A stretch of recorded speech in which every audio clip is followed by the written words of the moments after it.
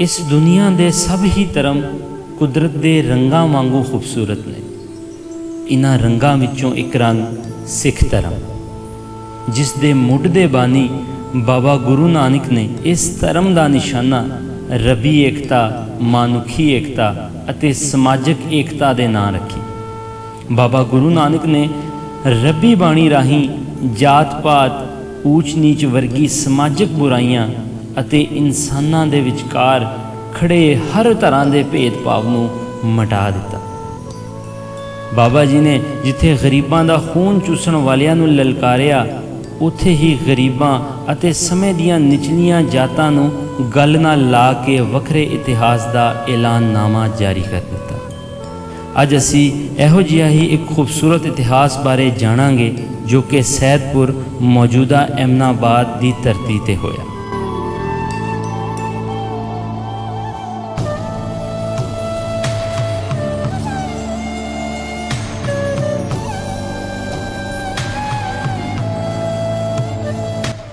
गुरु नानक देव जी भाई मरदाना जी दे नाल सुल्तानपुर लोधी तो जगत फेरी समय जब पहली बार सैदपुर पहुँचे तो भाई लालो जी दे घर रुके।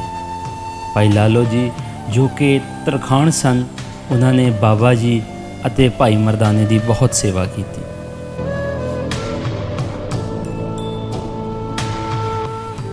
जद भाई लालो जी ने प्रशादा छकाया तो भाई मरदाने ने बाबा जी तो पूछया, इस खाने विचों अमृत का स्वाद आ रहा सी, इस विच की पाया सी?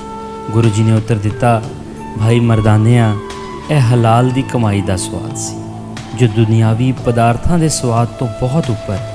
बाबा जी भाई लालो दे प्यार करके ही कुछ समा उन्हां कोल रुक गए अते भाई मरदाना अपने परिवार नूं मिलण वास्ते तलवंडी चले गए।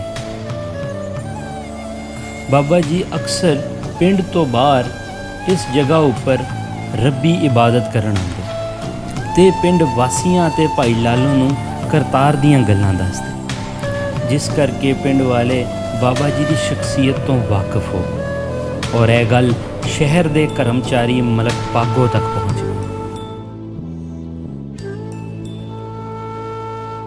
मलक पागो ने अपने घर विच ब्रह्मभोज किया और आल दवाल दे पिंडां दे वड्डी जातां दे लोकां नूं सदा दिता। जद गुरु नानक देव जी कोल सदा पहुँचिया तां गुरु जी ने यह कह के ना कीती कि असी फकीर हाँ, साडा ब्रह्मभोज नाल की वास्ता। पर ब्रह्मभोज वेले लोकां कोलों बाबा जी बारे गल्लां सुन के मलक पागो कोल रिहा ना गया। उसने बाबा जी नूं बुलावण वास्ते फिर सदा भेजिया।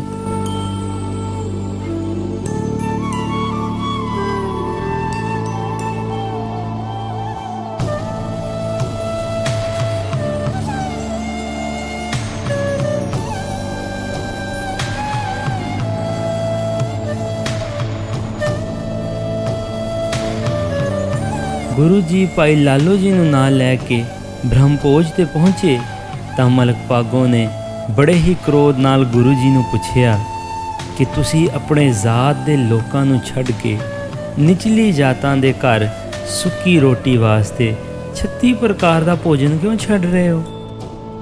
गुरु जी ने मलक पागो नूं समझाउण लई अपने एक हत्थ विच भाई लालो दी सुक्की रोटी फड़ लई और दूजे हत्थ विच मलक पागो दा पूड़ा लिया।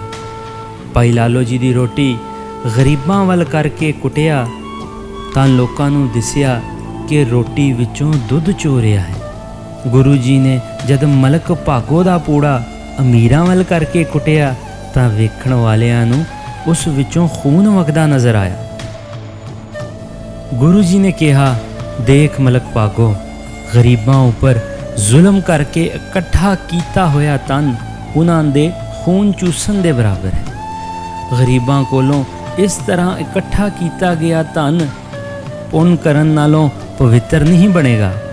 वो कमाया धन गरीबां दा खून ही रहेगा। तू मैनू दुध वर्गी पवित्र अवस्तु छड्ड के खून चूसन दा सदा दिता सी, ऐ मैं किवें कबूल कर सकदा सी? गुरु जी दा कौतक वेख के मलक पागो दियां अखां खुल गईयां। उसने गुरु साहब दे चरनां विच सीस निवा के अपने पुलां दी ਮਾਫੀ ਮੰਗੀ। ਗੁਰੂ ਸਾਹਿਬ ਜੀ ਨੇ ਮਲਕ ਭਾਗੋ ਨੂੰ ਨਾਮਦਾਨ ਬਖਸ਼ਿਆ ਅਤੇ ਉਸ ਨੂੰ ਪੁਰਾਣੀ ਕਮਾਈ ਗਰੀਬਾਂ ਵਿੱਚ ਵੰਡਣ ਦੇ ਨਾਲ ਅੱਗੇ ਵਾਸਤੇ ਧਰਮ ਦੀ ਕਿਰਤ ਕਰਨ ਦਾ ਉਪਦੇਸ਼ ਵੀ ਦਿੱਤਾ।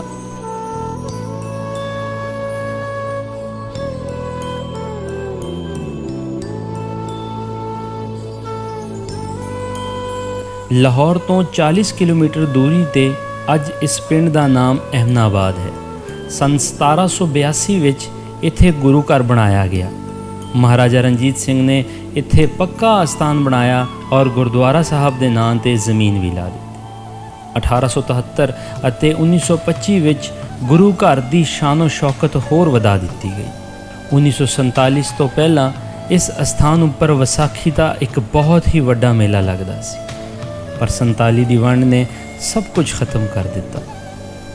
ਲਗਭਗ 50 ਵਰ੍ਹਿਆਂ ਬਾਅਦ ਪਾਕਿਸਤਾਨ ਦੀ ਗੌਰਮੈਂਟ ਨੇ ਦਰਿਆ ਦਿਲੀ ਵਿਖਾਉਂਦਿਆਂ ਹੋਇਆਂ ਗੁਰਦੁਆਰਾ ਸਾਹਿਬ ਨਾ ਸਿਰਫ ਸਿੱਖਾਂ ਲਈ ਖੋਲ੍ਹ ਦਿੱਤਾ, ਬਲਕਿ ਇਸ ਦੀ ਇਮਾਰਤ ਦੀ ਸ਼ਾਨੋ ਸ਼ੌਕਤ ਦੁਬਾਰਾ ਬਹਾਲ ਕਰ ਦਿੱਤੀ ਗਈ।